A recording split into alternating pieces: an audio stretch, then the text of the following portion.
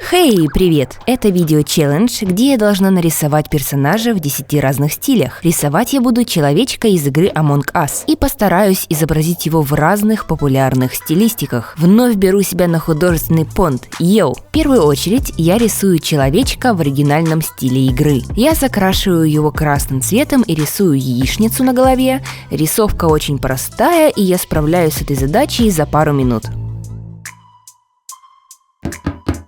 Следующий рисунок будет выполнен в моем личном стиле. Сразу заранее скажу, что рисую я в приложении Infinite Painter стандартным набором кистей. И именно в таком стиле я рисую все свои полноценные иллюстрации, на которые трачу от 3 часов и более. Поэтому данный спидпейнт максимально ускорен, прям раз в 100, наверное, ускорен. Я решила сделать персонажа не обычным мирным человечком, а импостером, то есть злодеем. Я всю эту неделю обязательно каждый день заходила в Among Us, чтобы поиграть. И каждый раз я хотела быть импостером хоть чуть-чуть. Но, к сожалению, я всегда обычный мирный член экипажа. Хоть в рисунках я стану злодеем, наконец-то хоть так вот. Я подробно прорисовываю ему все зубки с языком на животе, как в оригинальной игре. И также особое внимание уделяю яичнице, делая ее весьма реалистичной. Мне почему-то очень нравится тщательно детализировать и прорисовывать разные продукты. Итак, рисунок в моем стиле полностью готов. Далее на очереди стиль Южного парка. Все персонажи в данном мультсериале очень похожи. По сути, это большие круглые головы с овальными грустными глазами. И все это без какого-либо контура. Я думаю, что практически все знают стиль рисовки Южного парка, даже если и не смотрели сериал. Собственно, я сама, например, видела всего 2 или 3 серии от силы. Пыталась смотреть, но не вышло. Причем несколько раз пыталась по новой, но увы, никак. Оказалось, что это не совсем мой юмор. Стиль рисовки повторить я точно могу, а вот сам мульт посмотреть, увы, не в моих силах.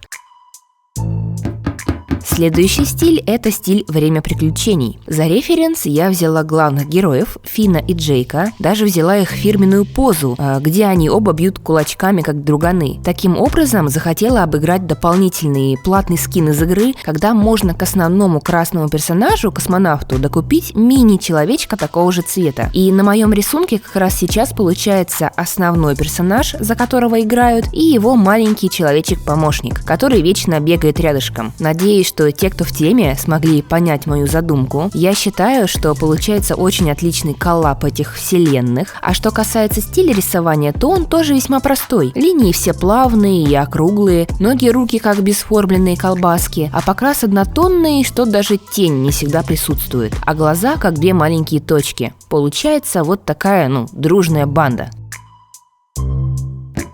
Пятая иллюстрация будет выполнена в стиле Симпсонов. Практически все художники, когда участвуют в этом челлендже, обязательно включают в список перерисовок стиль Симпсонов, потому что этот стиль очень узнаваем и прост. Главное нарисовать желтую кожу, и все становится ясно. Я ранее, если участвовала в челленджах, то рисовала исключительно портреты, а тут мне приходится угадывать еще и форму персонажей. Я впервые рисую человечка в полный рост, и это оказалось намного сложнее, чем я думала. Но мне кажется, что я более-менее справляюсь с поставленной задачей. Стиль Симпсонов я нарисовала примерно за 40-50 минут, и это явно получается какой-то Гомер в красном скафандре.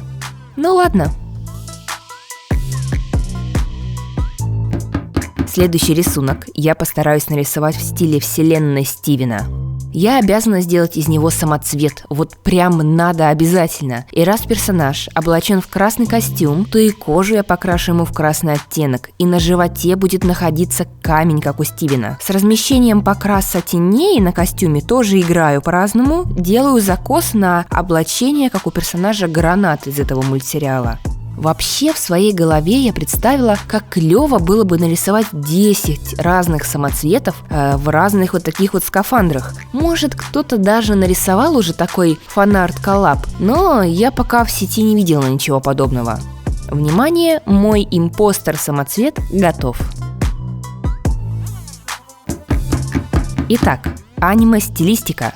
Я хотела выбрать какую-то определенную японскую студию или определенный сериал, но не смогла сделать выбор и решила обобщить понятие стиля аниме.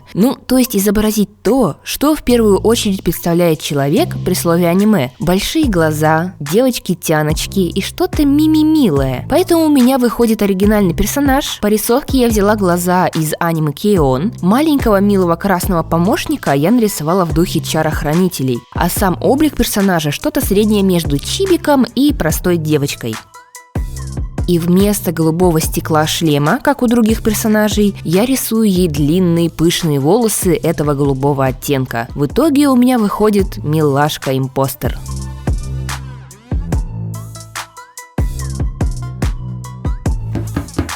Стиль мультсериала «Рик и Морти». «Рик и Морти» — это трэш и сумасшествие. Я буквально на днях пересмотрела все 4 сезона по 5-му, кругу и изучила кучу разных стоп-кадров из сериала и просмотрела море разных референсов, чтобы правильно изобразить крики персонажа и внешний вид скафандра этой вселенной. И я вновь тут рисую открытую пасть на животе у импостера. Хотела, чтобы получилось что-то дикое по настроению, как это свойственно Рику и Морти. Особенно понравилось изображать в этом стиле слюни, слизь на острых зубах. Я рисую такими рваными грубыми линиями и не забываю прорисовывать вместо идеальных зрачков нечеткие звездочки-загогулинки, как в оригинале. Финальная иллюстрация завершена. А вот следующий рисунок будет в стиле суперкрошек. Я, честно скажу, не смотрела этот мультфильм. Мне просто захотелось нарисовать персонажа в этом стиле с большими-большими глазами и огромной круглой головой. Большую часть я не рисую сама от руки, а пользуюсь инструментами в приложении, так как в персонаже много идеальных круглых элементов. Поэтому эскиз я, естественно, рисую сама, а финальный черный толстый контур с помощью встроенных инструментов. Из-за простых элементов в рисунке эту иллюстрацию я нарисовала минут за 10-15, и вышло как-то так.